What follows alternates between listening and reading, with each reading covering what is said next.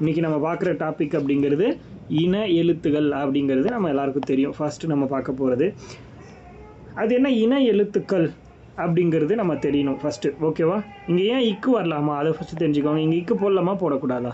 கல்வி விதிக்கு முன்னாடி இக்கு வராது, ஒற்று வராதுங்கிறது நம்ம ஆல்ரெடி படிச்சிருக்கோம். அதனால் நம்ம எல்லாருக்குமே அந்த இடத்துல இக்கு வராது அப்படிங்கிறது தெரியும். சும்மா ஒரு தெரிஞ்சுக்கிறதுக்காக இந்த விஷயத்த சொல்கிறேன். ஓகே, அடுத்தது இப்போது இன எழுத்துக்கள் அப்படின்னா என்னென்னா, நம்ம ஒரு எழுத்தை எழுதும்போது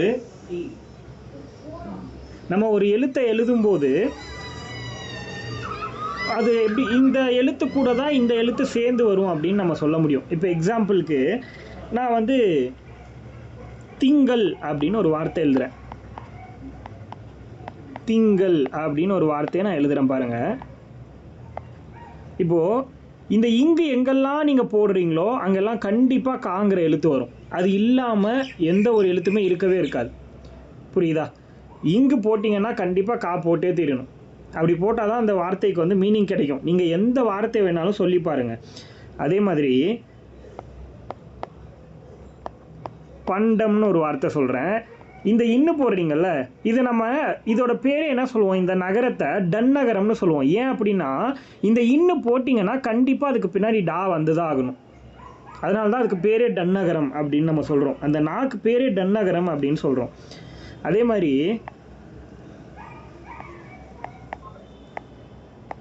இங்கே பாருங்கள், சந்தனம் அப்படின்னு ஒரு வார்த்தை நான் எடுத்துக்கிறேன். இப்போது இதில் பாருங்கள். ஓகே, இப்போ சந்தனம் அப்படிங்கிற வார்த்தையை பொறுத்த வரைக்கும் என்ன இருக்குது?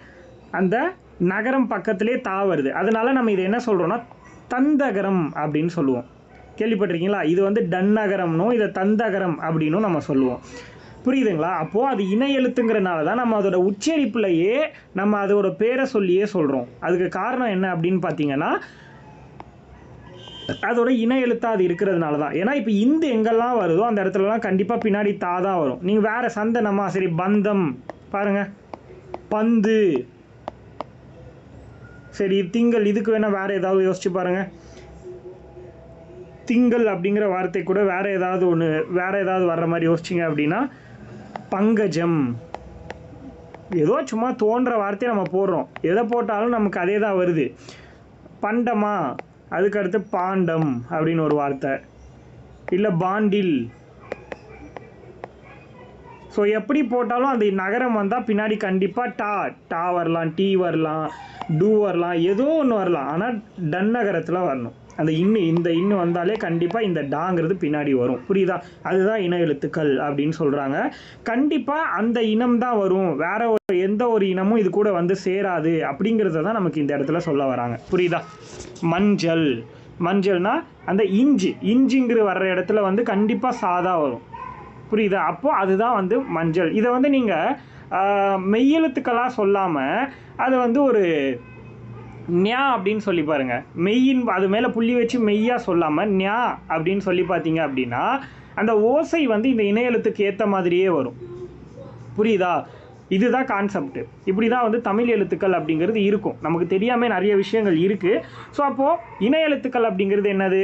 இங்கு அப்படின்னா ngா அப்படின்னு சொல்லும்போது நமக்கு ஓசை எப்படி முடியுது? கான் முடியுதா? அப்போ அதோட இன எழுத்து கா அப்படின்னு வரும். புரியுதா?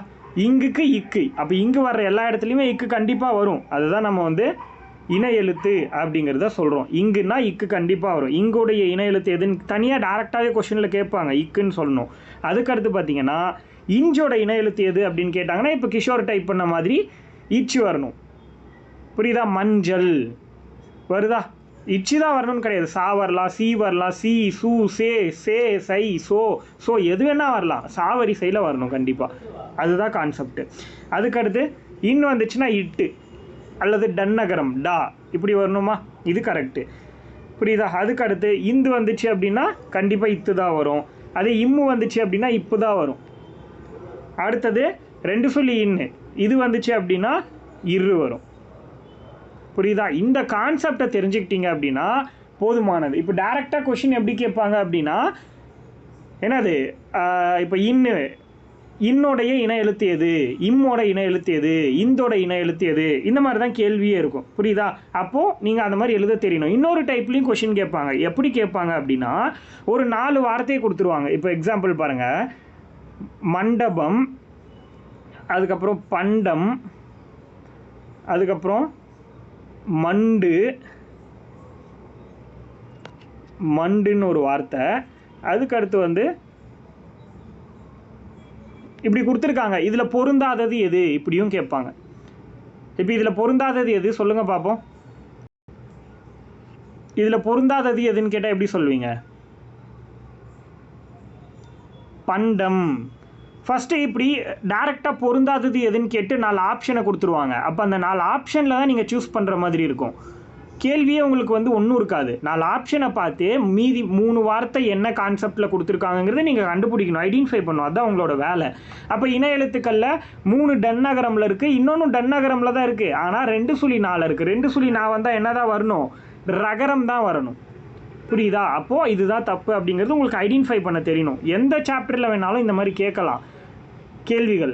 அப்போது இப்படி கேட்கும்போது ஆட் ஒன் அவுட் அப்படின்னு கேட்கும்போது கண்டிப்பாக எதுன்னு உங்களுக்கு சொல்ல தெரியணும். அதுதான் இங்கே நமக்கு ரொம்ப முக்கியம். புரியுதா? ஓகே, இது உங்களுக்கு புரிஞ்சிருக்கும் அப்படின்னு நான் நினைக்கிறேன்.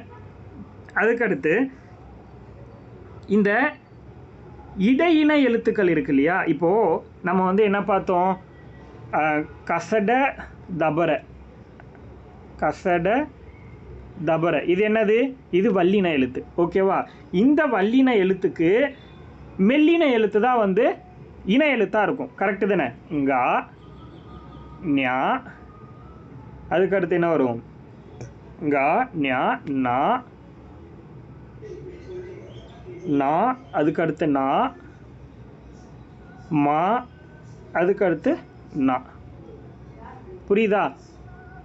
கசட தபர அப்படின்னு எதில் சொல்கிறோமா அதுக்கு இணையாக வர்ற இன எழுத்து கண்ணன நமன. புரியுதா? கா வர்ற இடத்துல என்ன வரும்? ngா வரும். சா வர்ற இடத்துல ஞா வரும். டா வர்ற இடத்துல 3 டன்னகரம். தா வர்ற இடத்துல நா தந்தகரம்.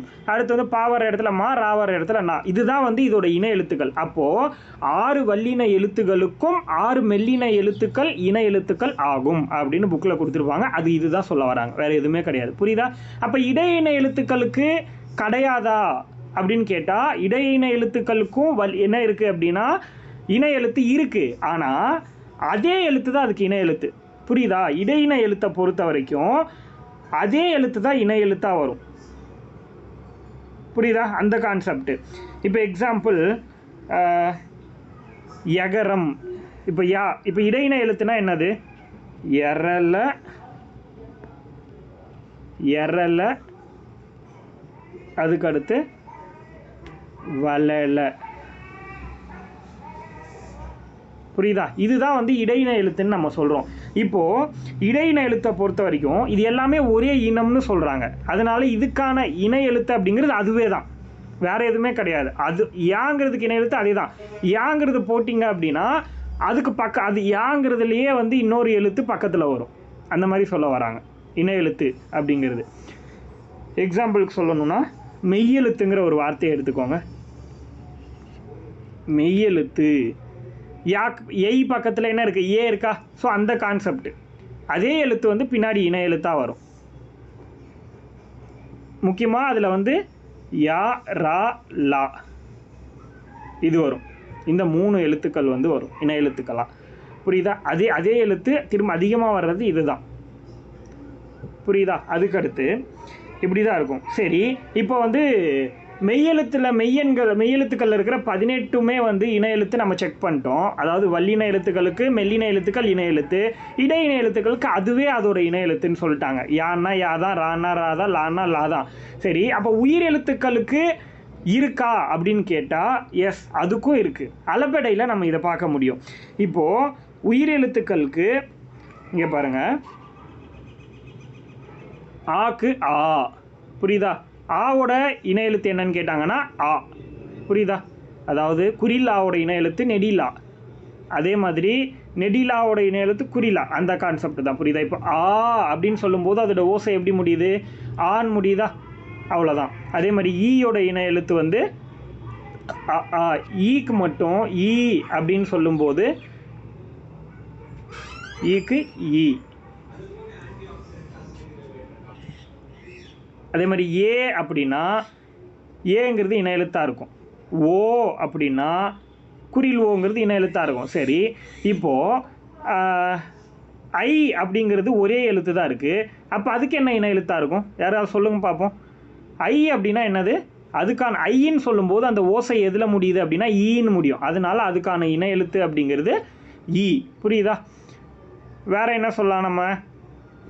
ஆ முடிஞ்சது, ஆ முடிஞ்சது, ஈ முடிஞ்சது, உ ஏ ஐ ஓன்னா அவ்வளோதான். அதுக்கடுத்து அவ்வுன்னு ஒரு லெட்டர் இருக்குது. அவ்வுக்கு என்ன இன எழுத்து வரும்? அவு அப்படின்னு சொல்லும்போது என்ன வருது? ஓசை ஊன்னு வருதா?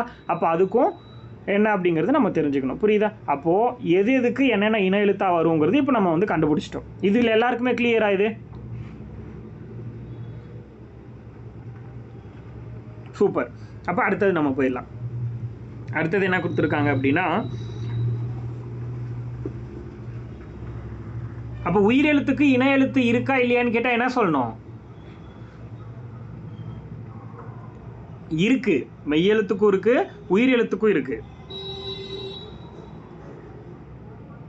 ஓகே, இப்போ எக்ஸாம்பிள், இப்போ குறியில் இருக்கிற இன எழுத்துக்கு வந்து ஒரு எக்ஸாம்பிள் என்ன கொடுக்கலாம் அப்படின்னா ஓ ஓதல்.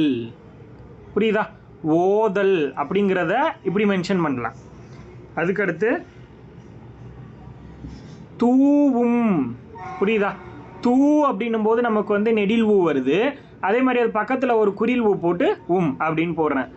துப்பாய துப்பார்க்கு தூவும், அந்த வார்த்தை வரும்ல, தூவும் மழைன்னு முடியுமா?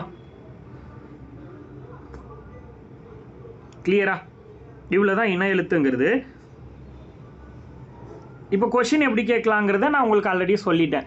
இப்போ வந்து நாலு வார்த்தையில் 4 ஆப்ஷனில் 3 ஆப்ஷன் வந்து டன்னகரம் வர்ற மாதிரி கொடுத்துட்டு ஒரு ஆப்ஷன் வந்து தந்தகரம் வர்ற மாதிரி ஒரு வார்த்தை கொடுத்துருப்பாங்க.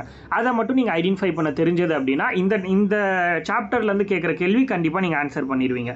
இன்னொரு டைப்பில் எப்படி கேள்வி கேட்கலாம் அப்படின்னா, இப்போ அவு என்னும் எழுத்துக்கு டேஷ் என்பது இன எழுத்தாகும் அப்படி கேட்கலாம். புரியுதா? இந்த 2 டைப்பில் கேள்வி கேட்கலாம். சரி, இப்போது அடுத்த ஒரு ஆப்ஷன் நான் கொடுக்குறேன். ஒரு 4 ஆப்ஷன் டைப் பண்ணுறேன், எல்லோரும் பாருங்கள். அந்த 4 ஆப்ஷனை பார்த்துட்டு இந்த கொஷினுக்கு என்ன ஆன்சர் வரும்னு எனக்கு சொல்லுங்கள்.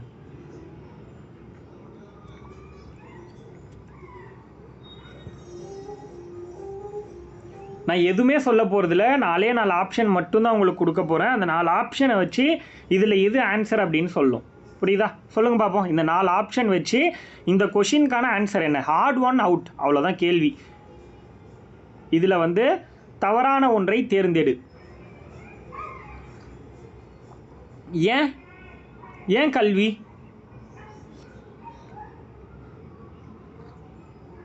எல்லாருமே ஆன்சர் கல்வின்னு சொல்லிட்டீங்க, ஏன் கல்வின்னு சொல்றீங்க?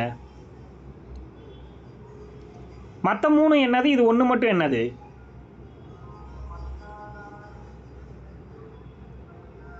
சொல்லுங்க யாராவது.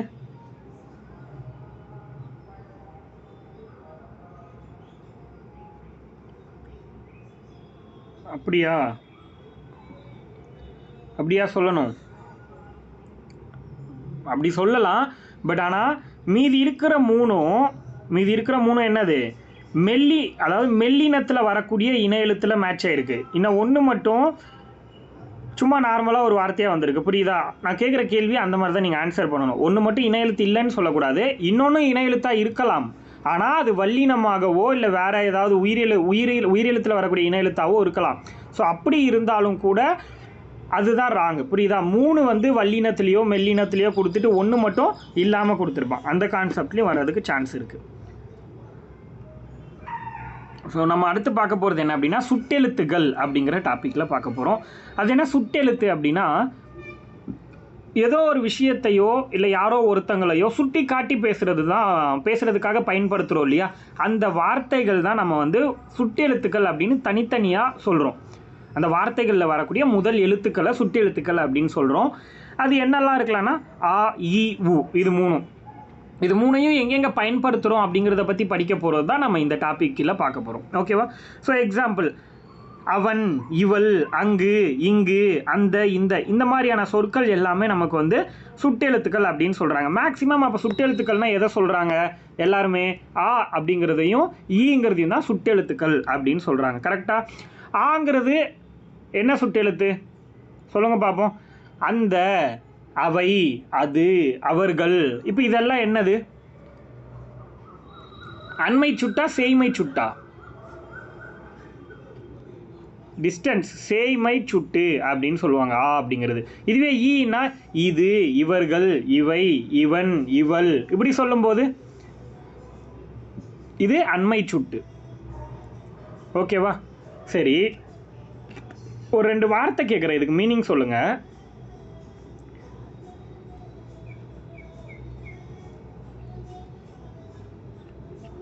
இதுக்கு மீனிங் சொல்லுங்க பார்ப்போம். அண்மையில், அருகாமையில் ரெண்டுமே ஒரே மீனிங்கா? கரெக்ட், ரெண்டுமே ஒரே மீனிங் தான் வருமா, இல்லை வேற வேறையா? அண்மையில், அருகாமையில் ரெண்டுமே வேற வேற மீனிங்கா, ஒரே மீனிங்கா? கிஷோர் வந்து வேற வேறன்னு சொல்லியிருக்காரு. அப்போ என்ன வேற? மற்றவங்களாம் சொல்லுங்க, அது ஒரே மீனிங்கா வேற வேற மீனிங்கா? அண்மையில், அருகாமையில்.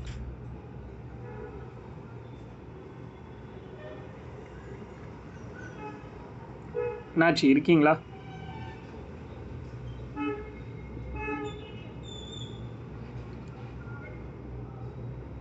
ஓகே, அப்போ அண்மையில்னா கிட்ட அப்படின்னு அர்த்தம், அருகாமையில் அப்படின்னா தூரம்னு அர்த்தமா? அருகாமைன்னா பக்கத்துலையா? அப்போ அண்மையில்னா மற்றவங்களாம் என்ன பண்ணுறீங்க? தெரியலையா? இலக்கியா சொல்லுங்க, தீபிகா, அஸ்வினி எல்லாம் சொல்லுங்க.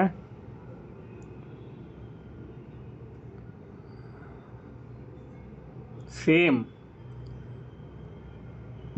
அதாவது அண்மையில்னா அருகில்னு அர்த்தம், அருகாமையில்னா தொலைவில் அப்படின்னு அர்த்தம். புரியுதா? அருகாமைனா தொலைவுன்னு அர்த்தம். புரியுதா? சேய்மைங்கிறத சுட்டுவதற்காக பயன்படுத்தக்கூடிய இன்னொரு வார்த்தை தான் அருகாமை. புரியுதா? நோட் பண்ணிக்கோங்க. அருகாமை அப்படின்னா தொலைவில்.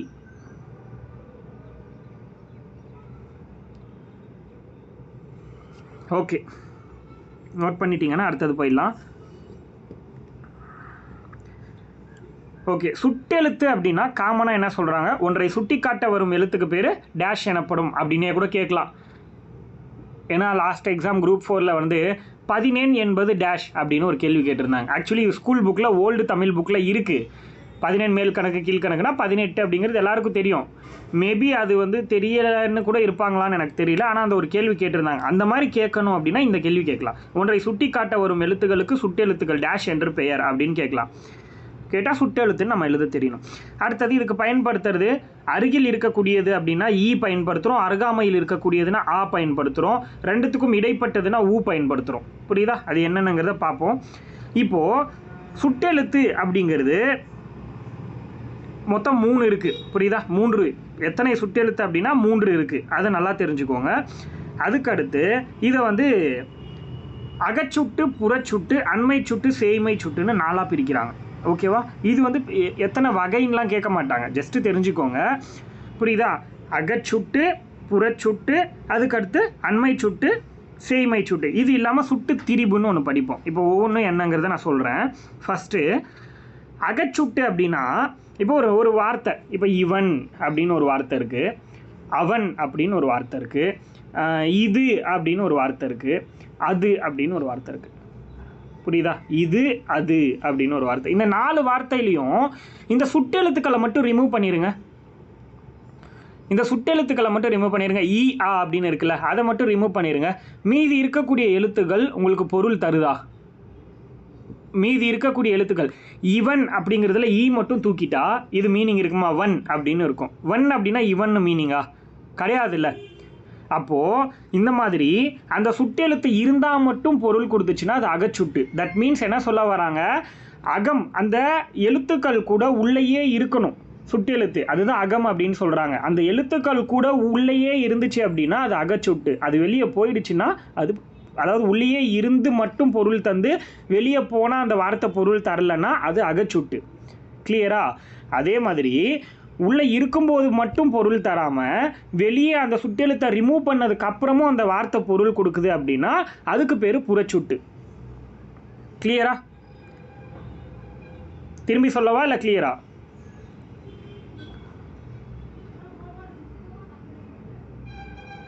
Okay, super. இப்போது அதான் புறச்சுட்டு பாருங்கள். ஒரு எக்ஸாம்பிள், அவ்வானம் அப்படின்னு ஒரு எக்ஸாம்பிள் கொடுத்துருக்காங்க. இப்போ ஆங்கிறத தூக்கிடுங்க, வானம் அப்படின்னு படிக்கலாமா இல்லையா? நமக்கு பொருள் கொடுக்குதா இல்லையா? நீங்கள் இவ்வளோ சேர்த்து படித்தா கூட வானம் அப்படின்னு தான் சொல்ல முடியாது, இவ் அப்படின்னு சொல்ல முடியாது. இவ் அப்படிங்கிறது ஈ வந்தால் தான் அந்த இடத்துல இவ்வுன்னு மென்ஷன் பண்ண முடியும், இல்லைனா அது சைலண்ட் ஆகிடும். அப்போது நம்ம வானம்னு தான் அதை படிக்கணும். அப்போது இந்த சுட்டெழுத்தை நான் ரிமூவ் பண்ணிடுறேன், வெளியே எடுத்துடுறேன். எடுத்தாலும் அது வெளியே போனாலும் எனக்கு பொருள் கொடுக்குது அப்படின்னா அதுக்கு பேர் தான் புறச்சுட்டு அப்படின்னு சொல்கிறாங்க. கிளியராக எல்லாருக்குமே? அகச்சுட்டு புறச்சுட்டோட வித்தியாசம் அவ்வளோதான். இதை டைரெக்டாக கேள்வியாக கேட்பாங்க. என்ன கேட்கலாம் அப்படின்னா, சுட்டெழுத்துகள் சொல்லின் வெளியே இருந்து சுட்டுப்பொருளை தருவது டேஷ் எனப்படும். ஆன்சர் சொல்லுங்கள் பார்ப்போம். சுட்டு எழுத்துகள் சொல்லின் வெளியே இருந்து சுட்டுப்பொருளை தருவது டேஷ் எனப்படும். அதாவது சுட்டெழுத்தை நான் தூக்கி வெளியே வச்சுட்டேன், அது இல்லாமல் தான் அந்த வார்த்தை இருக்குது, இப்போது அது டேஷ் எனப்படும். புறச்சுட்டு. சூப்பர். அடுத்த கேள்வி கேட்குறேன் பாருங்க. சுட்டெழுத்துகள் சொல்லின் வெளியே இருந்து சுட்டுப்பொருளை தருவது டேஷ் எனப்படும். அடுத்த கேள்வி, சுட்டெழுத்துகள் சொல்லின் வெளியே இருந்து சுட்டுப்பொருளை தருவது டேஷ் எனப்படும். புறச்சுட்டு. கேள்வி கவனிக்கிறீங்களான்னு செக் பண்ணேன். எப்படியும் அடுத்தது அகச்சுட்டு தான் கேட்க போகிறாருன்னு நீங்கள் அகச்சுட்டுன்னு சொல்லுவீங்கன்னு தான் நான் எதிர்பார்த்தேன். பட் எல்லாருமே தெளிவாக தான் இருக்கீங்க, அதனால் எந்த பிரச்சனையும் இல்லை. ஓகேவா? சரி, ஓகே. அடுத்து அண்மை சுட்டு செய்மை சுட்டு. இது நம்ம ஸ்டார்டிங்லேயே பார்த்துட்டோம். இது ஒன்றுமே கிடையாது. என்னது? பக்கத்தில் இருக்கிறத கூப்பிட்றது அண்மை சுட்டு, செய்மை சுட்டுனா தூரமாக இருக்கிறத கூப்பிட்றது, அவ்வளோதான், வேறு ஒன்றுமே கிடையாது. அதான் பக்கத்தில் இருக்கிறதுக்கு நம்ம ஈங்கிறதையும் தூரமாக இருக்கிறதுக்கு ஆங்கிறதையும் நம்ம வந்து சொல்லுவோம். கரெக்டாக? அவ்வளோதான். அதை மட்டும் தெரிஞ்சுக்கிட்டிங்கன்னா போதுமானது. அடுத்தது ஒரு விஷயத்த ஸ்கூல் புக்கில் பாக்ஸ் போட்டு கொடுத்துருக்காங்க. என்ன அப்படின்னா, இப்போ நம்ம அருகில் இருக்கிறதையும் தொலைவில் இருக்கிறதையும் என்னென்ன எழுத்துக்கள் பயன்படுத்துவோங்கிறத பார்த்துட்டோம். இப்போ வந்து இவனை கூப்பிடு அப்படின்னா அது பக்கத்தில் இருக்கிறது, அவனை கூப்பிடுனா தூரமாக இருக்கிறது. பட் ரெண்டுத்துக்கும் இடைப்பட்டதாக ஒரு விஷயத்த நான் கூப்பிடணும் அப்படின்னா எனக்கு எதை வச்சு கூப்பிடுறது அப்படின்னா ஊ அப்படிங்கிறத வச்சு கூப்பிடலாமா? புரியுதா? அப்போது என்ன சொல்கிறாங்க, கேள்வி எப்படி கேட்கலாம், அருகில் உள்ளவற்றிற்கும் தொலைவில் உள்ளவற்றிற்கும் இடையில் இருப்பதை சுட்டி காட்ட டேஷ் என்ற சுட்டெழுத்து பயன்படுத்தப்பட்டிருக்கு அப்படிங்கிறத கேட்பாங்க. அக்காலத்தில் பயன்படுத்தப்பட்டிருக்கு. என்னது? அருகில் உள்ளவற்றிற்கும் தொலைவில் உள்ளவற்றிற்கும் இடையில் இருப்பதை சுட்டி காட்டுவதற்காக பயன்படுத்துறதுக்கு சுட்டெழுத்துக்கு பேர் ஊ. உதுக்கண், முதுகு பக்கம் பாரு அப்படிங்கிறது உதுக்கண். உப்பக்கம் கேள்விப்பட்டிருக்கீங்களா? அந்த மாதிரி சொல்லுவாங்க. அப்போ ஊங்கிறது இரண்டுக்கும் தொலைவிற்கும் அருகில் இருக்கிறதுக்கும் இடைப்பட்ட பகுதியில் இருப்பதை பற்றி கேட்கறதுக்காக சொல்லப்படுற ஒரு எழுத்து தான் வந்து என்னென்னா ஊ. புரியுதா? அடுத்தது சுட்டு திரிபுன்னா என்னது அப்படின்ற மாதிரி ஒரு கேள்வி கேட்குறாங்க. இப்போது சுட்டு திரிபுன்னா என்னன்னு பார்க்கலாங்க. பாருங்கள், அம்மரம் அப்படின்னு ஒரு வார்த்தையை நான் கொடுக்குறேன். இப்போது இந்த அம்மரம், இவ்வீடுன்னு ஒரு வார்த்தை இப்படி எடுத்துக்கோங்க. இது எல்லாமே ஆ இ, இது ரெண்டையும் நம்ம வந்து வெளியே எடுத்துடுறோம். புரியுதா? இப்போ இந்த ஆ ஈன்னு சொல்லக்கூடிய சுட்டெழுத்துக்களை வெளில எடுத்துடுறேன். இப்போ எனக்கு பொருள் கொடுக்குதா? மரம் வீடுன்னு பொருள் கொடுக்குதா? சுட்டெழுத்தை வெளியே எடுத்துட்டாலும் அப்போ இந்த வார்த்தை என்ன சுட்டு? இது ஒரு புறச்சுட்டு அப்படிங்கிறது நமக்கு தெரியணும். கரெக்டாக? இது ஒரு புறச்சுட்டு. அப்போது இந்த புறச்சுட்டு என்னவா ஆகுது அப்படின்னா அந்த மரம், இந்த வீடு அப்படின்னு மாற்றம் பெறுதா? அப்படி மாற்றம் பெற்று விட்டுச்சு அப்படின்னா அதுக்கு பேர் தான் நம்ம என்ன சொல்கிறோம் அப்படின்னா சுட்டு திரிபு. புரியுதா? அந்த சுட்டு எழுத்துக்களை சேர்த்து நம்ம கொஞ்சம் விரித்து எழுதும்போது அது திரிஞ்சு சுட்டு திரிபாக மாறிடுது. புரியுதா? அதுதான் என்ன சொல்ல வராங்க அப்படின்னா, இப்படியும் கேள்வி கேட்கலாம். ஆ இ ஆகிய சுட்டு எழுத்துகள் அந்த இந்த என திரிந்து சுட்டு பொருளை தருவது டேஷ் எனப்படும் அப்படின்னு கேட்டால் சுட்டு திரிவு எனப்படும். கரெக்டு தானே? இப்போது அம்மரம் அப்படிங்கிற வார்த்தை ஆங்கிறது அந்தன் மாறிடுச்சு. அப்போ அந்த மரம். இவ்வீடுங்கிறது ஈங்கிறது என்ன ஆயிடுச்சு? இந்தன் மாறிடுச்சு. அப்போ இந்த வீடு. கிளியரா? இதுதான் கான்செப்ட், வேறு ஒன்றுமே கிடையாது. இப்போ எல்லாருக்கும் புரிஞ்சதா? எப்பவுமே மறக்கவே கூடாது. நீங்கள் திரும்பி புக் எடுத்து படிக்கவே கூடாது. அவ்வளோதான். இதோட சரி. நான் நடத்துகிற ஒவ்வொரு டாப்பிக்கும் இதோட சரி. அவ்வளோதான். அதாவது கான்செப்ட் சொல்கிறேன். இப்போ வந்து லைக் நேற்று பார்த்தோமா அந்த டாப்பிக்லாம் நீங்கள் ரிவிஷன் பண்ணி தான் ஆகணும். பட் இதெல்லாம் ரிவிஷன் பண்ணணும்னு அவசியமா? இணை எழுத்து, சுட்டெழுத்து, வினா இதெல்லாம் வந்து நீங்கள் ரிவிஷன் பண்ணணும்னு அவசியம் இருக்கா? ஒரு தடவை பர்ஃபெக்டாக என்ன விஷயங்கிறத காதில் வாங்கிட்டீங்க அப்படின்னா அதுவே போதுமானது. நீங்கள் திரும்பவும் வந்து உட்காந்து படிக்கணும்னோ எதுவுமே அவசியமே கிடையாது. அடுத்து போயிடலாமா? வினா எழுத்து இல்லை ஏதாவது டவுட் இருக்கா சொல்லுங்க பார்ப்போம். வினா எழுத்து போயிடலாமா?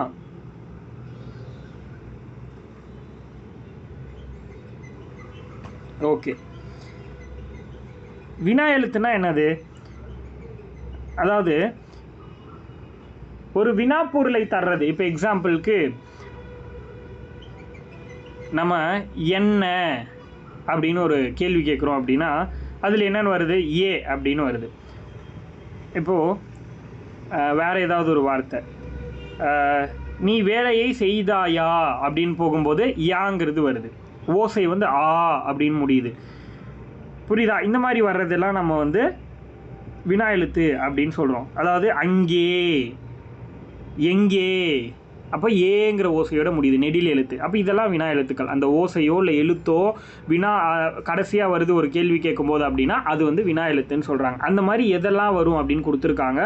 ஒரு 5 எழுத்துக்கள் மட்டும்தான் வினா எழுத்தாக வரும் அப்படின்னு சொல்கிறாங்க. அப்போ வினா எழுத்து எத்தனை அப்படின்னு கேட்டாங்கன்னா 5 அப்படின்னு எழுத தெரியும். எத்தனை வகை அப்படின்னு கேட்டாங்கன்னா 2 தான், அகவினா புறவினா.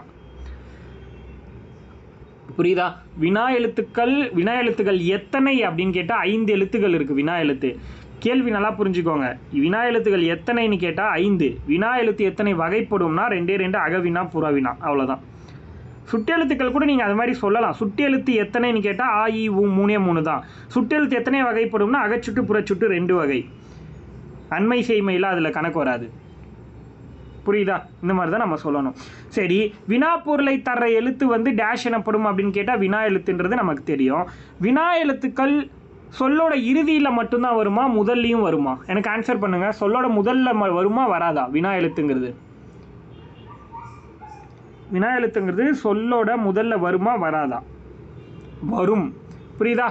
முதலிலும் வரும், இறுதியிலும் வரும். சில எழுத்துக்கள் மட்டும் முதல்ல வர்றதுக்கு வாய்ப்பு இருக்குது அப்படின்னு சொல்கிறாங்க. யார் இந்த கவிஞன் கேட்கலாமா? யார் இந்த கவிஞன் அப்படி கேட்கும்போது முன்னாடி வருது யார், இல்லைன்னா இந்த கவிதையை எழுதிய கவிஞன் யார் அப்படின்னு கேட்டாங்கன்னா பின்னாடி போயிருச்சு. யார் இந்த கவிஞன் அப்படின்னு கேட்டால் யார் இந்த கவிதையை எழுதிய கவிஞன். ஸோ முன்னாடி போட்டும் கேட்கலாம், பின்னாடி எழுதலாம், எப்படி வேணால் நம்மளால் எழுத முடியும். புரியுதா? முதல்லையும் வரும், இறுதியிலையும் வரும் அப்படின்னு சொல்கிறாங்க. சரி, ஓகே. முதல்ல எந்தெந்த எழுத்து வரும், இறுதியில் எந்தெந்த எழுத்து வருங்கிறத நம்ம பார்க்கணும். அதுக்கு முன்னாடி வினா எழுத்து என்னென்ன இருக்குங்கிறத நான் சொல்லிடுறேன், அதை எழுதிக்கோங்க.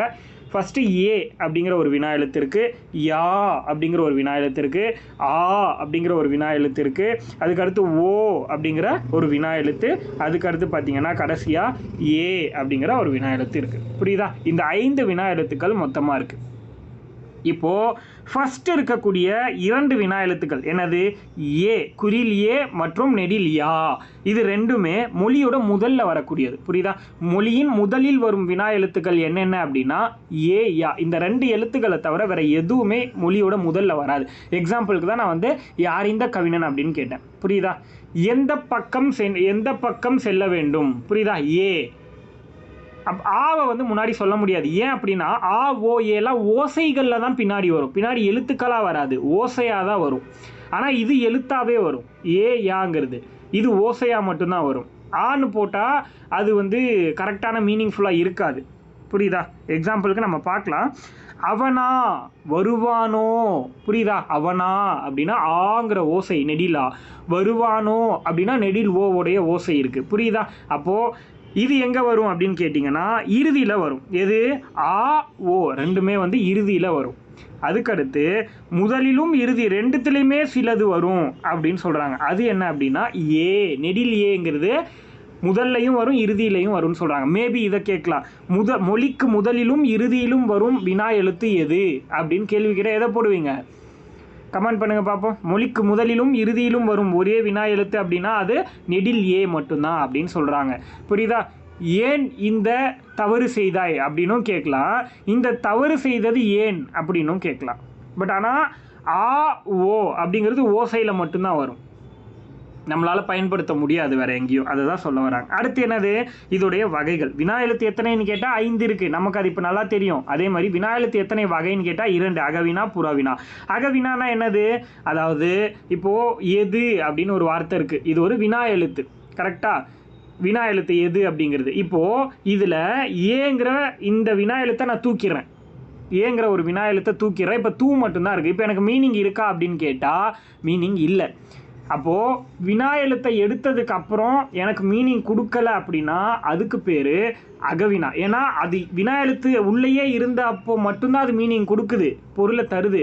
அது வெளியே எடுத்த உடனே அது பொருள் கொடுக்கலன்னா அது அகவினா. அப்படி எடுத்ததுக்கு அப்புறமும் பொருள் கொடுத்துச்சுன்னா அது புறவினா. அவ்வளோதான் கான்செப்ட். எக்ஸாம்பிளுக்கு என்ன சொல்கிறாங்க அப்படின்னா, அவனா அப்படிங்கிறது புரியுதா, அவனா அப்படிங்கிறது. இப்போ ஆவை தூக்கிட்டோம் அப்படின்னா நமக்கு வந்து ஓ அப்படிங்கிறத தூக்கிட்டோம் அப்படின்னா, அந்த ஓசை இருக்கா வினா எழுத்து, ஓ அப்படிங்கிறத தூக்கிட்டோம் அப்படின்னா நமக்கு அவன் அப்படிங்கிற வார்த்தை வந்து மீனிங்ஃபுல்லாக தான் இருக்கும் கரெக்டாக. அவனா அப்படின்னும் போது ஓசை போயிடுச்சுன்னா என்ன ஆயிடுச்சு, அது அவன் அப்படின்னு மாறிடும். அப்போ அவன் அப்படின்னு இருக்குன்னா அதுக்கு வந்து நமக்கு மீனிங் இருக்குது, இது நமக்கு தெரியும். ஸோ இதுதான் வந்து கான்செப்ட், வேறு எதுவும் கிடையாது. வினா எழுத்து இவ்வளோ தான் முடிஞ்சுது. கிளியரா எல்லாருக்குமே? இதில் ஏதாவது டவுட் இருக்கா? ஏதாவது டவுட் இருந்தால் கேளுங்க பார்ப்போம். இந்த கான்செப்டில் ஏதாவது டவுட் இருந்துச்சுன்னா.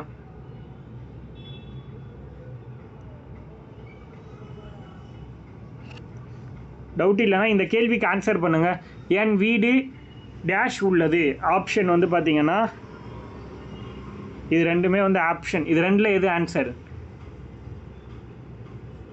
வினா எழுத்தில் எங்கே அப்படிங்கிறது ஆன்சராக வரும். இதை கண்டுபிடிக்க தெரிஞ்சது அப்படின்னா புரிஞ்சிச்சுன்னு அர்த்தம். அவ்வளோதான்.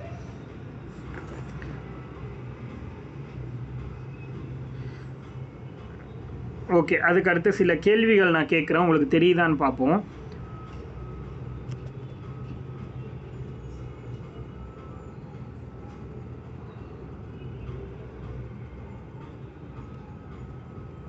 இந்த கொஷினுக்கு ஆன்சர் என்ன சொல்லுங்க பார்ப்போம். இந்த கொஷினுக்கான என்ன ஆன்சர் வரும்? சுட்டி காட்ட பயன்படுவது டேஷ் எழுத்து அப்படின்னு கேட்குறாங்க.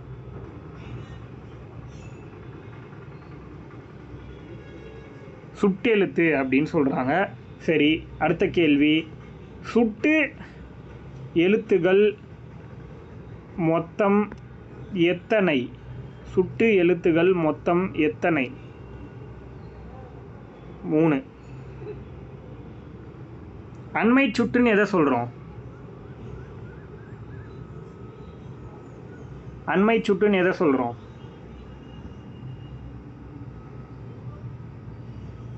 ஆவா ஈயா? இதுதான். புரியுதா? கன்ஃபியூஸ் ஆகுறீங்களா? ஈங்கிறது அண்மை சுட்டு. சொல்லி பாருங்கள், பக்கத்தில் இருக்கிறது எப்படி கூப்பிடுவீங்க நீங்கள்?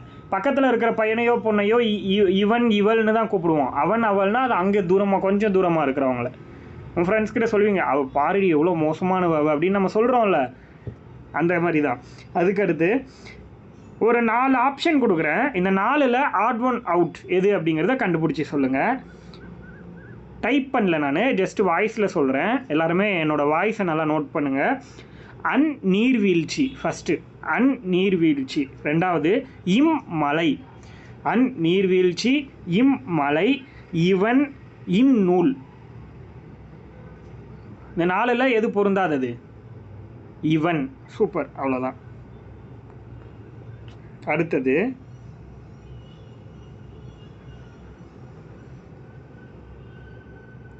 இன்னைக்கு காலகட்டத்தில் ஊங்கிற சுட்டெழுத்தை நம்ம பயன்படுத்துறது கிடையாது, அதை ஞாபகம் வச்சுக்கோங்க.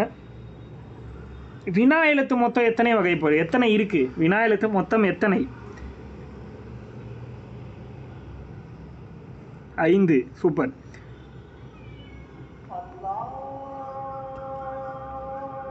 இப்போ பொருந்தாததை தேர்ந்தெடுக்கணும், ஓகேவா? Odd one out. Option A எது, அவனா. புரியுதா? எது, அவனா, யார், ஏன். 4 ஆப்ஷன். எது, அவனா, யார், ஏன். சூப்பர், எல்லாருக்குமே புரிஞ்சிருச்சுன்னு அர்த்தம். அப்போ ஏன்னா மீதி மூணுமே என்னது அகவினா புறவினா அப்படின்னு சொல்லி பார்க்கும்போது நமக்கு ஒன்று மட்டும் புறவினாலேருந்து கொடுத்துருக்காங்க, மீதி மூணுமே அகவினால கொடுத்துருக்காங்க. அதனால இதை நம்ம ஈஸியாக கண்டுபிடிச்சிட்டோம். சரி, அடுத்தது பேசலாமா. இது வேணால் நான் கமெண்ட் பண்ணுறேன் பாருங்கள். பேசலாமா, ஆப்ஷன் ஏ வந்து பேசலாமா, ஆப்ஷன் பி நீதானே, ஆப்ஷன் சி யாருக்கு, ஆப்ஷன் டி தெரியுமோ.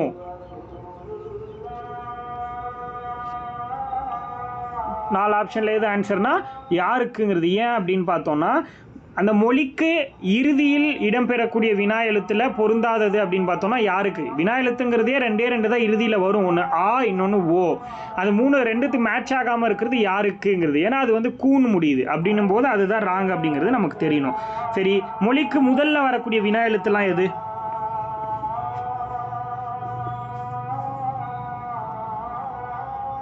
சூப்பர், எல்லாருமே கரெக்டாக சொல்கிறீங்க. அடுத்த ஒரு கேள்வி.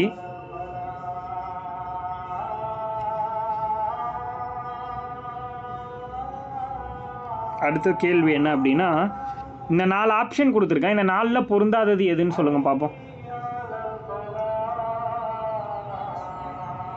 இ, அவ்வளோதான். இப்போ நீங்கள் வந்து ஸ்ட்ராங் ஆகிட்டீங்க. இந்த டாபிக் வந்து உங்களை இனிமேல் எதுவும் பண்ண வேண்டிய அவசியமே இல்லை, பர்ஃபெக்டாக ரெடி ஆகிட்டீங்க நீங்களே. அதுக்கு அடுத்து பார்ப்போம்.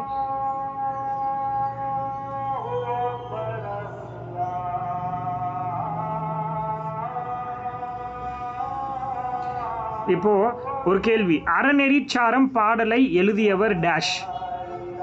கேள்வி வந்து அறநெறிச்சாரம் பாடலை எழுதியவர் டேஷ். ஆப்ஷன் ஏ எவ்வாறு, ஆப்ஷன் பி எப்படி, ஆப்ஷன் சி ஏன், ஆப்ஷன் டி யார். இதில் எது ஆன்சர்? யார். சூப்பர், எல்லாருமே பர்ஃபெக்டாக சொல்லிட்டீங்க. அடுத்தது பார்ப்போம். தொகை சொற்கள் டேஷ் வகைப்படும்.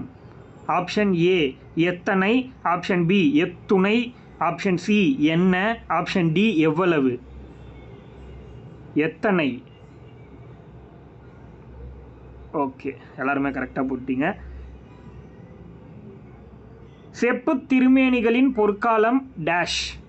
ஆப்ஷன் ஏ எது, ஆப்ஷன் பி எப்படி, ஆப்ஷன் சி எவ்வாறு, ஆப்ஷன் டி என்ன. சூப்பர், எது. எல்லாருமே கரெக்டாக சொல்கிறீங்க.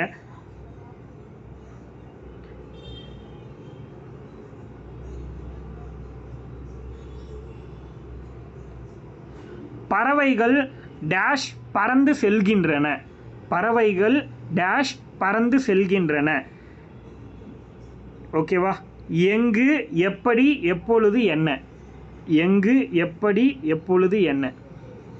பறவைகள் டேஷ் பறந்து செல்கின்றன.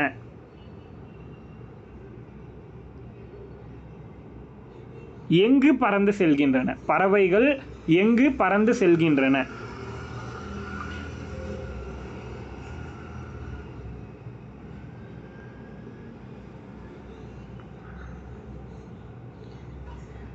எறும்பு பாடுபடுவது டேஷ். எறும்பு பாடுபடுவது டேஷ். எதற்காக, ஏன், எப்படி, என்ன. எதற்காக. சூப்பர்.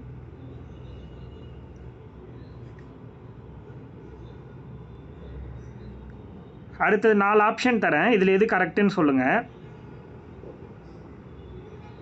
கொஷின் தான், 4மே கேள்விகள் தான். அதில் எந்த கேள்விங்கிறத சொல்லுங்கள். கரெக்டான கேள்வி. அறநெறிச்சாரம் என்பதன் பொருள் என்ன. அறநெறிச்சாரம் அறிவுடையது.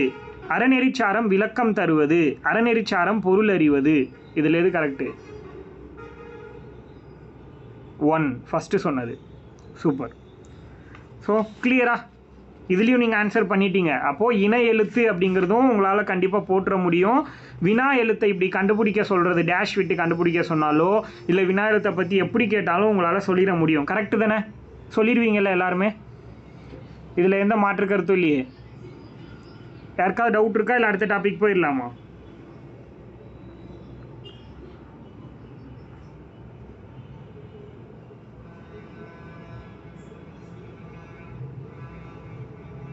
ஓகே. அப்போ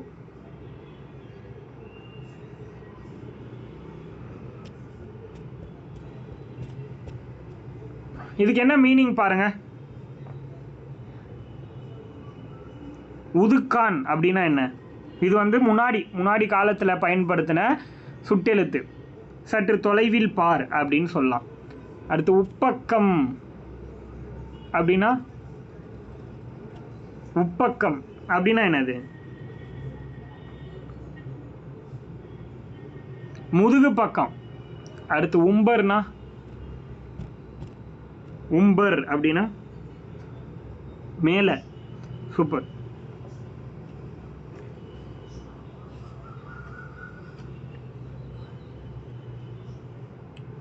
அதாவது சில விஷயத்தை மட்டும் எக்ஸ்ட்ரா தெரிஞ்சுக்கணும் இந்த இடத்துல. ஏ அப்படின்னு ஒரு வினா எழுத்து பார்த்தோம்ல, அதாவது நெடில் ஏ. நெடில் ஏங்கிற வினா எழுத்து அழுத்த பொருள்லையும் வருதுன்னு சொல்கிறாங்க. சமீப காலத்தில் ஏ அப்படிங்கிறது அழுத்த பொருள்லையும் வருது. எக்ஸாம்பிளுக்கு, அதாவது வினா எழுத்தா மட்டும் இல்லாமல் அழுத்த பொருள்களிலும் வருது அப்படிங்கிறத சொல்கிறாங்க. சீதையே சிறந்தவள், உணவே மருந்து. புரியுதா? அழுத்தி சொல்கிறாங்கல்ல சீதையே அப்படின்னும் போது உணவே அப்படின்னு சொல்கிறோமா. அப்போது அந்த ஏக்கு பதிலாக தான் அப்படிங்கிறதும் பயன்படுத்தலாம் அப்படின்னு சொல்கிறாங்க அழுத்த பொருள்களை. சீதை தான் சிறந்தவள், உணவு தான் மருந்து. அப்போ அந்த தானுங்கிறதையும் சேர்த்து சொல்கிறாங்களாம். அப்போ ஏங்கிறதுக்கு வினா எழுத்தா மட்டும் கிடையாது, அது வந்து ஒரு அழுத்த பொருளையும் பயன்படுத்துகிறாங்க அப்படின்னு சொல்கிறாங்க. அப்போது சொல்லுக்கு அழுத்தம் தரும் உயிரெழுத்து எது அப்படின்னு கேட்டாங்கன்னா நெடில் ஏ மட்டும்தான். புரியுதா? ஒரு உயிரெழுத்தில் சொல்லுக்கு அழுத்தம் தரக்கூடிய ஒரு உயிரெழுத்து இருக்குது அப்படின்னா அது நெடில் ஏ மட்டும்தான். புரியுதா? இது ஞாபகம் வச்சுக்கோங்க. இது ஒரு எக்ஸ்ட்ரா கொஷின், மேபி கேட்குறதுக்கு வாய்ப்பு இருக்கிற கேள்வி. ஆல்ரெடி கேட்ட கேள்வி தான். குரூப் 2A மெயின்ஸில் கேட்டிருக்காங்கன்னு நினைக்கிறேன். இப்போ இல்லை, 2016 குரூப் 2A மெயின்ஸில் கேட்டிருக்காங்க. புரியுதா?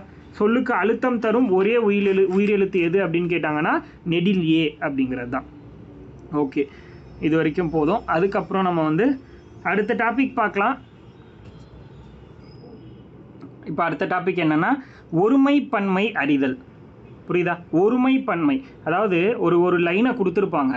அதில் வந்து கண்டென்ட்டெல்லாம் பார்க்குறதுக்கு யாரோ ஒருத்தங்களை சொல்கிற மாதிரியே இருக்கும். ஆனால் கடைசியாக இருக்கிற பயனிலையில் இருக்கிற வார்த்தை மட்டும் ஏதோ 10 பேரை சொல்கிற மாதிரி கொடுத்துருப்பாங்க. அப்போனா அது தப்புங்கிறத கண்டுபிடிக்க தெரியணும். அப்போ அதுக்கு ஃபஸ்ட்டு நமக்கு சில வார்த்தைகள் தெரியணும். புரியுதுங்களா? ஒருமைப்பன்மை அப்படின்னும் போது உயர்திணையில் எப்படி யூஸ் பண்ணுறாங்க, அக்ரிணையில் எப்படி யூஸ் பண்ணுறாங்க, ஆண்பாலில் எப்படி யூஸ் பண்ணுறாங்க, பெண்பாலில் எப்படி யூஸ் பண்ணுறாங்க, ஒன்றொன்றும் நம்ம எப்படி படிக்கணும்னா தன்மை இடத்துலேருந்து படிக்கணும், முன்னிலையிலேருந்து படிக்கணும், படர்கையிலேருந்து படிக்கணும். இப்படி 3ஆக பிரித்து வச்சுருப்பாங்க எல்லா கான்செப்டையும்.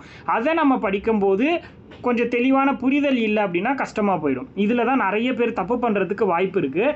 அதனால் நான் இதை உங்களுக்கு புரிய வைக்கிறேன் பாருங்கள். இப்போ வந்து தன்மை, முன்னிலை, படர்கை அப்படிங்கிற 3 வார்த்தையை வச்சு பார்க்கலாம். தன்மை அப்படின்னா என்ன அப்படின்னா என்னை குறிக்கிறது. ஃபஸ்ட்டு தன்மைனா என்னை மட்டும் குறிக்கிறது, என்னோட சேர்த்து இன்னொரு 4-5 பேரை குறிக்கிறது. அப்படி வந்துச்சுன்னா தன்மை. அது 2 வகையான நேம் இருக்குது, அதை நான் சொல்கிறேன். முன்னிலைனா முன்னாடி இருக்கிற ஒருத்தரையும் முன்னாடி இருக்கிற ஒரு 5 பேர் 10 பேரையும் சொல்கிறது. படர்கை அப்படின்னா அவன், இவன், அவ, இவ இந்த மாதிரி யூஸ் பண்ணுறது. இது படர்கை. புரியுதா? இவ்வளோதான் கான்செப்ட். இப்போது இதை எக்ஸ்பிளைன் பண்ணுறேன் பாருங்கள். இப்போ தன்மையில் 2 விஷயம். அந்த 2 விஷயத்தில் தன்மையில் ஃபஸ்ட்டு என்ன அப்படி வருது அப்படின்னா ஒருமை பன்மைன்னு பிரிக்கிறாங்க. புரியுதா? தன்மை இடத்துல ஒருமை பன்மை. அது எப்படி ஒருமை பன்மை அப்படின்னா தன்மை அப்படின்னு வந்துட்டாலே என்ன சொல்கிற ஒரு வார்த்தை இல்லையா? அப்போ அதில் ஒருமை அப்படின் போது என்னை மட்டும் குறிக்கிறது. புரியுதா? அந்த குற்றத்தை செய்தது நான் அல்ல அப்படின்னு சொல்லக்கூடாது, நான் அல்லேன் அப்படின்னு சொல்லணும். இப்போ தன்மை தட் மீன்ஸ் ஒரே ஒருத்தனை மட்டும் குறிக்குது அப்படின்னா அவனை வந்து என்னோட நிலையில் வச்சு பேசுகிறாங்க அப்படின்னா அந்த இடத்துல அல்லேன் அப்படிங்கிற வார்த்தையை பயன்படுத்தணும். எக்ஸாம்பிளுக்கு நான் அல்லேன் அப்படின்னு யூஸ் பண்ணணும். புரியுதா? நான் அல்லேன் அப்படிங்கிற வார்த்தையை பயன்படுத்தணும். அதுக்கு ஒரு எக்ஸாம்பிள் கண்டென்ட் நான் உங்களுக்கு கொடுக்குறேன், உங்களால் சொல்ல முடியுதான்னு ட்ரை பண்ணுங்கள். அதை செய்தது நான் அல்லேன். புரியுதா? அதை செய்தது நான் அல்லேன். அந்த நான் அப்படிங்கிற வார்த்தை வந்தாலே அதுக்கப்புறம் கண்டிப்பாக அல்லேன் அப்படி தான் வரணும். ஏன்னா அது மட்டும்தான் தன்மையில் ஒருமையை குறிக்கக்கூடிய ஒரு வார்த்தை.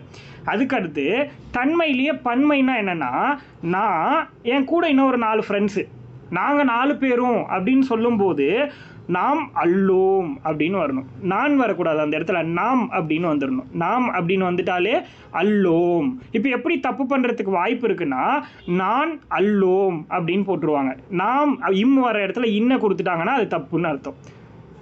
புரியுதா? நாம் அப்படின்ற வார்த்தை வந்துருச்சுன்னா அல்லோம் அப்படிங்கிற வார்த்தை வந்துடணும். புரியுதா? அடுத்தது இதுதான் வந்து தன்மை. இப்போ இதுக்கு ஒரு எக்ஸாம்பிள் சொல்லணும் அப்படின்னா,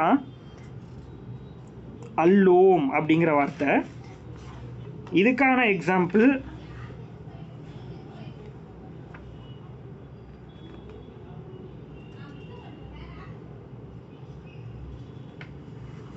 ஏதாவது இருக்கா?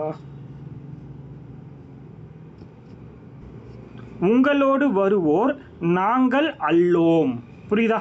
உங்களோடு வருவோர் நாங்கள் அல்லோம் அப்படின்னு சொல்கிறாங்க. அப்போ நாங்கள் அப்படின்னு வந்துருச்சுன்னா அது நிறைய பேரை குறிக்குது. நாம் அப்படின்னாலும் என்னையும் சேர்த்து இன்னும் சில பேரை குறிக்குது. நாங்கள்னாலும் என்னையும் சேர்த்து இன்னும் சில பேரை குறிக்குது. கரெக்டு தானே? அதுக்கடுத்து முன்னிலை. இப்போ நம்ம பார்த்தது என்ன அப்படின்னா தன்மையில் பார்த்தோம். அடுத்தது முன்னிலை. முன்னிலையையும் அதே மாதிரி 2ஆக பிரிக்கிறாங்க. என்னது? ஒருமை, ஒருமை, இன்னொன்று பன்மை. ஓகேவா? முன்னிலை தன்மையில் எப்படி ஒருமை பன்மைன்னு பிரிக்கிறாங்களோ அதே மாதிரி முன்னிலையிலையும் ஒருமை பன்மைன்னு 2ஆக பிரிக்கிறாங்க. முன்னிலையில் எப்படி சொல்லலாம்? இப்போ முன்னாடி இருக்கிற ஒருத்தனை மட்டும் நான் சொல்ல போகிறேன் அப்படின்னா நீ அல்லை அப்படின்னு பயன்படுத்தணும். முன்னாடி இருக்கிற ஒருத்தங்களை மட்டும் நான் சொல்ல போகிறேன் அப்படின்னா அதை செய்தது நீ அன்று அப்படி சொல்லக்கூடாது. அதை செய்தது நீ அல்லை, அப்போ தான் அது கரெக்டு. புரியுதா? அதுக்கடுத்து முன்னிலையில் பன்மை, இது முன்னிலையில் தன்மை. அடுத்தது முன்னிலையில் பன்மை. பன்மை எப்படி பயன்படுத்துவாங்க அப்படின்னா நீவீர் அல்லீர் அப்படிங்கிறத பயன்படுத்தணும். புரியுதா? நீவீர் அல்லீர் இந்த வார்த்தையை நம்ம பயன்படுத்தணும். புரியுதா? தன்மைனா என்ன, பன்மையில் என்ன அப்படின்றது. தன்மை அப்படின்னா நீ அல்லை, சிங்கிளாக பேசுறது. இதுவே நீவீர் அல்லீர் அப்படின்னா இது வந்து ப்ளூரல், நிறைய பேரை பற்றி பேசுறது. நீவீர் அல்லீர், அவ்வளோதான். புரியுதா? அதுக்கடுத்து படற்கை. எக்ஸாம்பிள்ஸ் நிறையவே நம்ம பார்க்கலாம். இதை எக்ஸ்பிளைன் பண்ணிட்டு அதுக்கப்புறம் பார்க்கலாம் படற்கையில். இப்போ படற்கை அப்படின்னும் போது 5 பாலையும் பிரித்து பேசுகிறாங்க. படற்கை அப்படின்னும் போது காமனாக எல்லாத்துக்கும் வரும். அதனால் நம்ம வந்து இதை ஒவ்வொருத்தங்களுக்கும் தனித்தனியாக பிரித்து பார்த்து தான் நம்ம வந்து படிக்க முடியும். புரியுதா? அடுத்தது ஆண்பால். ஆண்பாலை எப்படி சொல்லணும் அப்படின்னா படற்கை பொறுத்த வரைக்கும் ஆண்பால், பெண்பால், பலர்பால், ஒன்றன்பால், பலவின்பால் இப்படி பிரித்து பார்ப்போம் 5ன்னு சொல்லிட்டு. ஸோ அதில் ஃபஸ்ட்டு ஆண்பால் அப்படின்னு சொல்லும்போது அவன் அல்லன் இந்த வார்த்தையை பயன்படுத்தியிருக்கணும். புரியுதா? ஆண்பால்னா அவன் அல்லன் அப்படிங்கிறத பயன்படுத்தியிருக்கணும். பெண்பால் அப்படின்னா ஒரு பெண்ணை குறிக்குது அப்படின்னா அதுக்கு வந்து பார்த்திங்கன்னா அவள் அல்லல் இந்த வார்த்தையை பயன்படுத்தியிருக்கணும். அவள், அவள் அல்லல். அதுக்கடுத்து பலர்பால், நிறைய பேரை குறிக்கிறது. அது வந்து நிறைய பெண்களாக இருக்கலாம், இல்லை நிறைய ஆண்களாக இருக்கலாம், இல்லை ஆண்கள் கொஞ்சம் பெண்கள் கொஞ்சம் அப்படிங்கிற மாதிரி இருந்தாலும் கூட இது எப்படி பயன்படுத்துவாங்க அப்படின்னா அவர் அல்லர் அப்படி தான் பயன்படுத்துவாங்க. புரியுதா? அவர் அல்லர். அது ஆண்பால் பெண்பால் யாராக இருந்தாலும் அவர் அல்லர் அப்படிங்கிற வார்த்தையை தான் பயன்படுத்துவாங்க இந்த இடத்துல. புரியுதா?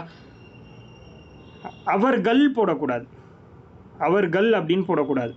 அதுக்கடுத்து ஒன்றன்பால். ஒன்றன்பால்னா அக்ரிணையில். அக்ரிணையை பொறுத்த வரைக்கும் நம்ம என்ன சொல்கிறோம் அப்படின்னா ஒன்றன்பாலில் அக்ரிணையில் வந்துருச்சு அப்படின்னா நீங்கள் அஃது அப்படிங்கிற வார்த்தையை பயன்படுத்திக்கணும். ஒன்றன்பாலுக்கு ஒரே ஒரு உயிரினத்தை மட்டும் சொல்லணும்னா ஆயுத எழுத்தை பயன்படுத்தணும். அஃது அன்று. ஒன்றே ஒன்றத்தை மட்டும் சொல்கிறதுனால அஃது அன்று. இதுவே பலவின் பால் அப்படின்னு போயிட்டீங்க அப்படின்னா பலவின் பால்னு போயிட்டீங்க அப்படின்னா அவை அல்ல, அவை அல்ல அப்படிங்கிறத பயன்படுத்தணும். புரியுதா? அவைகள் போடக்கூடாது. ஏன்னா இந்த அவை, அவர் இதுவே என்ன சொல்கிறோன்னா பலர்பாலில் தான் பயன்படுத்துகிறோம். அப்படிங்கும்போது நீங்கள் அது கூட இன்னொரு கல்வி விதியை சேர்த்தக்கூடாது. புரியுதா? அப்போ அது வந்து கரெக்டான மீனிங்காக இருக்காது அப்படிங்கிறத சொல்ல வராங்க. இதுதான் வந்து கான்செப்ட்டு. இதை புரிஞ்சுக்கிட்டீங்க அப்படின்னா அடுத்தது நம்ம எங்கே போகிறோம் அப்படின்னா, ஒரு 3 வார்த்தை கொடுத்துருக்காங்க. தன்மை, முன்னிலை, படர்கை 3 இடத்துலையும் அதே மாதிரி ஆண்பால், பெண்பால், பலர்பால், ஒன்றன்பால், பலவின்பால் 5 பாலுக்கும் பொதுவாக வரக்கூடிய சில சொற்கள் இருக்குது. அதை கொடுத்துருக்காங்க. இதை நோட் பண்ணிக்கோங்க. இது எப்படி கேள்வியாக கேட்கலாம் அப்படின்னா சொல்கிறேன். உண்டு, வேறு, உண்டு, இல்லை, இந்த 3 வார்த்தை கொடுத்துருக்காங்க. இந்த 3 வார்த்தையும் தான் 3 இடத்திற்கும் 5 பாலுக்கும் பொதுவான சொற்கள். இந்த 3 தான். இப்போ ஒரு கேள்வி கேட்கலாம், பொருந்தாததை தேர்ந்தெடு அப்படின்னு கொடுத்துட்டு வேறு, உண்டு, இல்லை, சில, இதுக்கு என்ன ஆன்சர் வரும்? வேறு, உண்டு, இல்லை, சில. இப்போ இதுக்கான ஆன்சர் என்ன சொல்வீங்க? சில அப்படிங்கிறத சொல்ல முடியுமா? கரெக்டு தானே? இப்போ இதுக்கான ஆன்சர் வந்து சில அப்படிங்கிறத சொல்லுவீங்க. ஏன் அப்படின்னா 3 இடத்திற்கும் 5 பாலுக்கும் பொதுவாக வரக்கூடியது இந்த 3 வார்த்தை மட்டும்தான், வேறு எதுவுமே கிடையாது. அப்போ இதையும் வந்து அவங்க வந்து ஆட் ஒன் அவுட்டில் கேள்வியாக கேட்குறதுக்கு வாய்ப்பு இருக்குது. இதையும் படிச்சுக்கணும் நீங்கள். ஓகேவா? ஓகே. அதுக்கு அடுத்து சில கேள்விகள் இப்போ பார்த்த இந்த டாப்பிக்லேருந்து சில கேள்விகள் நான் கேட்குறேன். அதுக்கு நீங்கள் ஆன்சர் பண்ணுறீங்களா அப்படிங்கிறத பார்ப்போம். இப்போ பிழையற்ற தொடர் அதை வந்து கண்டுபிடிக்கணும் நீங்கள். ஃபர்ஸ்ட் கொஷின் எல்லோரும் ஆன்சர் பண்ண ரெடி ஆகிக்கோங்க. ஃபர்ஸ்ட் கொஷினில் ஃபர்ஸ்ட் ஆப்ஷன் அவர் அல்ல. புரியுதா? அவர் அல்ல. ரெண்டாவது ஆப்ஷன் அவர் அன்று. அவர் அன்று. அடுத்து அவர் அல்லர். அவர் அல்லர். மூணாவது அவர் இல்லை. அவர் இல்லை அப்படின்னு சொல்கிறாங்க. இதில் எது கரெக்டான ஆன்சர்? பிழையற்ற தொடர் எது? அவர் அல்லர். ஓகே. அடுத்த கொஷின் அவன் அல்லன். அவன் அல்லன். அவள் அல்லல். அவள் அல்லல். அவர் அல்லீர். அவர் அல்லீர். அவை அல்ல. இதில் எது பொருந்தாதது? இதில் பொருந்தாத எது சொல்லலாம்? அவன் அல்லன். அவள் அல்லல். அவர் அல்லீர். அவை அல்ல. அவர் அல்லீர் தான் சொல்லணும்.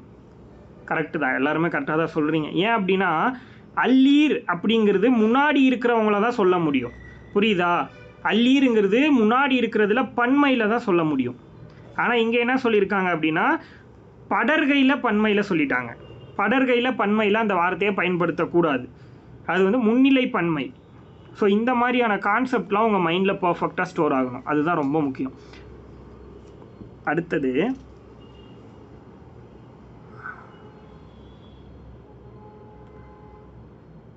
ஒருமைப்பன்மை. ஓகேவா? ஒருமைப்பன்மை. இதில் வந்து 4 ஆப்ஷனில் எது கரெக்டுன்னு சொல்லுங்கள். பகைவர் நீவீர் அல்லர். பகைவர் நீவீர் அல்லீர். பகைவர் நீவீர் அல்லோம். பகைவர் நீவீர் அல்ல. இதில் எது கரெக்டு? இந்த மாதிரி ஏபிசிடி சொன்னால் கூட ஓகே தான், டீட்டெயிலாக சொல்லணும்னு அவசியம் கிடையாது. பி தான் நீங்கள் கரெக்டான ஆன்சர் இதுக்கு. சரி, அடுத்தது பானையை உடைத்தது கண்ணன் அல்ல. பானையை உடைத்தது கண்ணன் அன்று. பானையை உடைத்தது கண்ணன் அல்லன். பானையை உடைத்தது கண்ணன் அல்லேன்.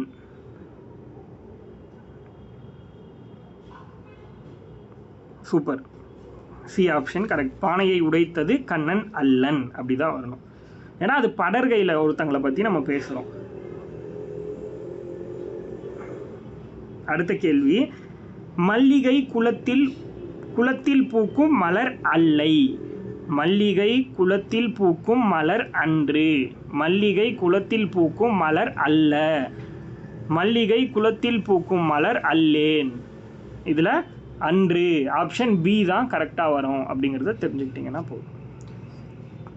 ஓகே. அடுத்த கான்செப்ட்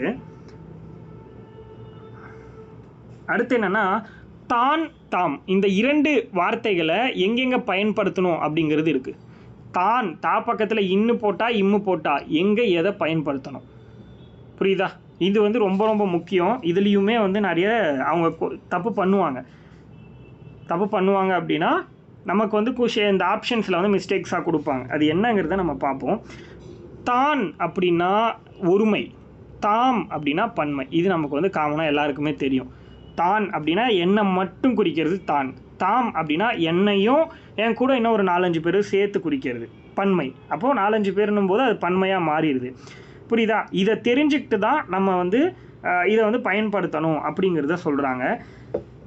இந்த தான் அப்படிங்கிறது தான், தன்னை, தன்னால், தனக்கு, தனது இந்த மாதிரியான வார்த்தைகளில் பயன்படுத்திக்கலாம். தாம் அப்படிங்கிறது தம்மை, தம்மால், தமக்கு, தமது இந்த மாதிரியான இடங்களில் பயன்படுத்திக்கலாம் அப்படின்னு சொல்கிறாங்க. இப்போது தலைவர் டேஷ் கையால் பரிசு வழங்கினார். ஆன்சர் சொல்லுங்கள். தலைவர் டேஷ் கையால் பரிசு வழங்கினார். தாம் வருமா, தான் வருமா, தமது வருமா? கரெக்டாக தான் சொல்கிறீங்களா எல்லாரும்? தமது தான் வருமா? ஏன் தனது வராதா?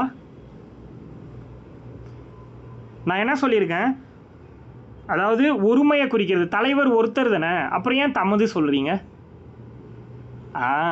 அதுதான் ரொம்ப முக்கியம். மரியாதை நிமித்தமாக தலைவருங்கிறவர் ஒரு உயர்ந்த இடத்துல இருக்கிறவர், அதனால் அவரை சொல்லும்போது பன்மை இடத்துல தான் நம்ம சொல்லணும். சூப்பர், அதுக்காக தான் கேட்டேன். சரி, மாணவர் டேஷ் கையால் பெற்றுக்கொண்டான். மாணவன் டேஷ் கையால் பெற்றுக்கொண்டான். அப்போ தனது கையால் பெற்றுக்கொண்டான். சூப்பர்.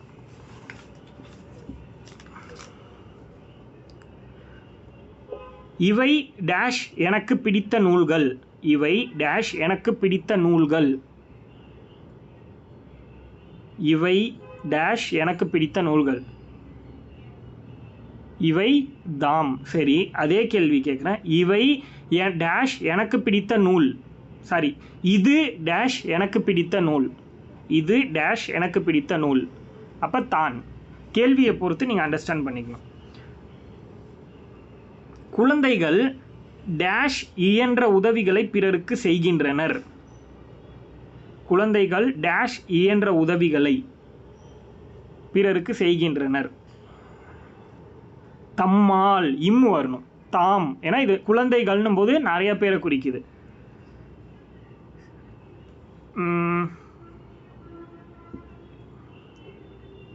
ஒரு 4 ஆப்ஷன் தரேன், இதில் எது கரெக்டுன்னு சொல்லுங்கள். உயர்ந்தோர் தன்னைத்தானே புகழ்ந்து கொள்ள மாட்டார்கள். உயர்ந்தோர் தன்னைத்தானே புகழ்ந்து கொள்ள மாட்டார்கள். சிறுவன் தமது கையில் புத்தகம் வைத்திருந்தான். சிறுவன் தமது கையில் புத்தகம் வைத்திருந்தான். நாய் தனது தலையை ஆட்டியது. நாய் தனது தலையை ஆட்டியது. குழந்தைகள் தன்னால் இயன்ற உதவிகளை பிறருக்கு செய்கின்றனர்.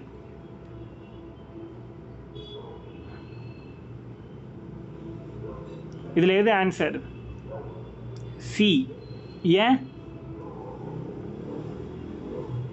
ஏன்னு சொல்லுங்க. என்ன வரணும் அப்போ அந்த இடத்துல?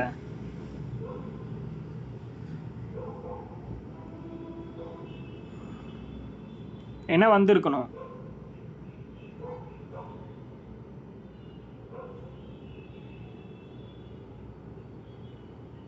சொல்லுங்க பாப்பா, என்ன வந்திருக்கணும்? ஏன் அது தப்புன்னு சொல்கிறீங்க? தப்போ சரியோ அதை ஏன் ஆன்சராக சொன்னீங்க? நாய் தனது தலையை ஆட்டியது அப்படிங்கிறத ஏன் ஆன்சராக சொல்கிறீங்க 4 ஆப்ஷனில்? ஃபர்ஸ்ட் ஆப்ஷன் வந்து உயர்ந்தோர் தன்னைத்தானே புகழ்ந்து கொள்ள மாட்டார்கள். இது வந்து கரெக்டாக இருக்கா இல்லை தப்பாக இருக்கா? இது ராங், ஆப்போசிட்டாக வந்திருக்கு. தனது, உயர்ந்தோர் தன்னைத்தானே புகழ்ந்து கொள்ள மாட்டார்கள் அப்படின்னு சொல்லியிருக்காங்க. அது கரெக்டா? தம்மைத்தாமே புகழ்ந்து கொள்ள மாட்டார்கள். ஏன்னா அந்த இடத்துல உயர்ந்தோர் அப்படின்னு சொன்னால் பன்மையை குறிக்குது. அப்போ இம்மு தான் அந்த இடத்துல பயன்படுத்தி இருக்கணும். அடுத்தது சிறுவன் தமது கையில் அப்படின்னு வந்துருச்சு. ஆனால் சிறுவன் அப்படிங்கிறவன் ஒருத்தன் தான். அப்போ அந்த இடத்துல தனது கையில்னு தான் வந்திருக்கணும். அந்த இடத்துல தப்பு பண்ணியிருக்காங்க. அடுத்தது குழந்தைகள் தன்னால் இயன்ற அப்படின்னா குழந்தைகள்னும் போது பன்மை, அப்போ இம்மு தம்மால் அதுதான் வந்திருக்கணும். அடுத்த நாய் தனது தலையை ஆட்டியது அப்படின்னும் போது தன்னுடைய தலை அப்படின்னா ஒருமை தான் குறிக்குது. ஒரே ஒரு தலை தான் இருக்குது நாய்க்கு. அப்போ அது வந்து தனது கரெக்டாக தான் இருக்குது. ஸோ இந்த கான்செப்ட் வந்து நமக்கு தெரியணும், அவ்வளோதான், வேறு ஒன்றும் கிடையாது. ஓகே.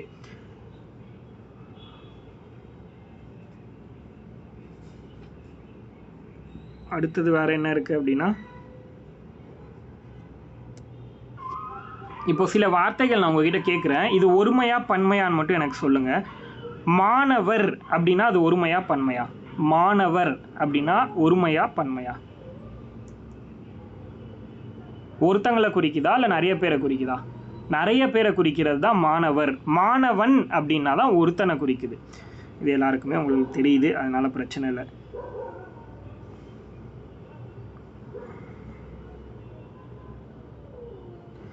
திருடன் பிடிபட்டார்கள், இது கரெக்டா? திருடன் பிடிபட்டார்கள் கரெக்டா?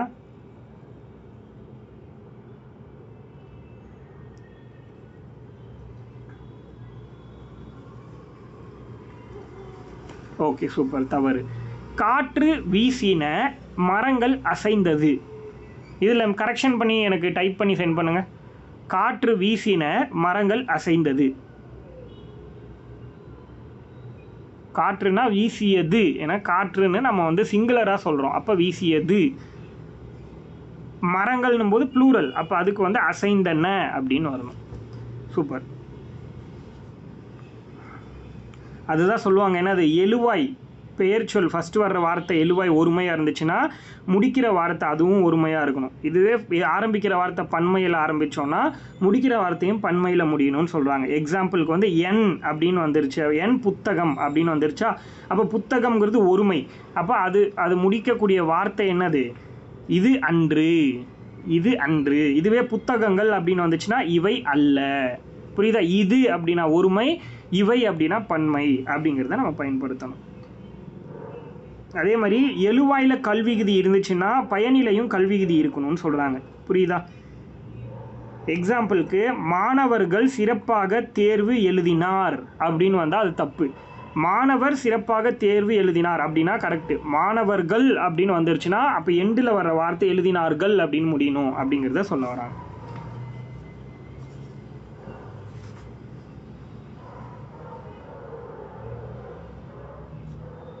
அடுத்தது அன்று அப்படிங்கிற வார்த்தையை எங்கே பயன்படுத்துவீங்க? அல்லங்கிற வார்த்தையை எங்கே பயன்படுத்துவீங்க? அன்றுங்கிறது ஒருமையா பன்மையா, இல்லை அல்லங்கிறது ஒருமையா பன்மையா? எது ஒருமை எது பன்மை? இதில் அன்றுங்கிறது ஒருமை, அல்லங்கிறது பன்மை. சூப்பர். எக்ஸாம்பிளுக்கு இது அப்படின்னு பயன்படுத்தினா அன்றுங்கிறத பயன்படுத்தணும். ஏன்னா இதுங்கிறது ஒருமைன்னு தெரிஞ்சாதான் அன்றுங்கிறது ஒருமைன்னு தெரியும். இவை பன்மைங்கிறனால அல்லங்கிறது பன்மை. அப்போது இது பழம் அன்று, இவை பழங்கள் அல்ல, அந்த மாதிரி சொல்லணும். புரியுதா? இதுதான் கான்செப்ட். சரி, இப்போ ஒரு கேள்வி கேட்குற ஆன்சர் சொல்லுங்கள். அவன் கவிஞன் அல்ல, அவன் கவிஞன் அன்று, அவன் கவிஞன் அல்லன், அவன் கவிஞன் அல்லை. இது ஆன்சர் அல்லன், ஆப்ஷன் சி.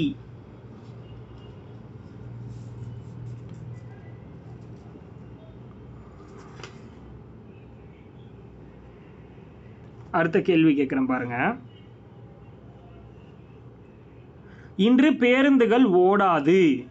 ஆப்ஷன் ஏ ஓடா, ஆப்ஷன் பி ஓடும், அடுத்து செல்லாது நிற்கும். ஓடா அப்படிங்கிறது தான் கரெக்டு. அடுத்தது 4 ஆப்ஷனும் பெருசாக இருக்கும், நல்லா நோட் பண்ணிக்கோங்க. மனிதன் பொருள் தேடுவதற்காக பல ஊர்களுக்கு செல்கிறார்கள். மனிதர்கள் பொருள் தேடுவதற்காக பல ஊர்களுக்கு செல்கிறார். மனிதர்கள் பொருள் தேடுவதற்காக பல ஊர்களுக்கு செல்கிறார்கள். மனிதர்கள் பொருள் தேடுவதற்காக ஒரு ஊர்களுக்கு செல்கிறார்கள்.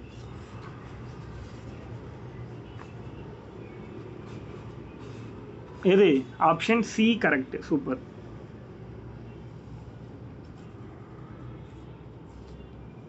யானையின் கண் சிறியது. கரெக்டா? யானையின் கண் சிறியது.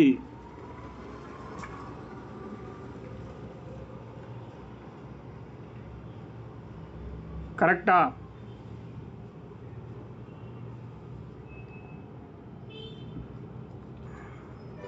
சரி, இதை பன்மையாக மாற்றினா எப்படி மாற்றுவீங்க? கண்கள் சிறியன, 2 வார்த்தையும் மாற்றணும், அதுதான் ரொம்ப முக்கியம். வேறு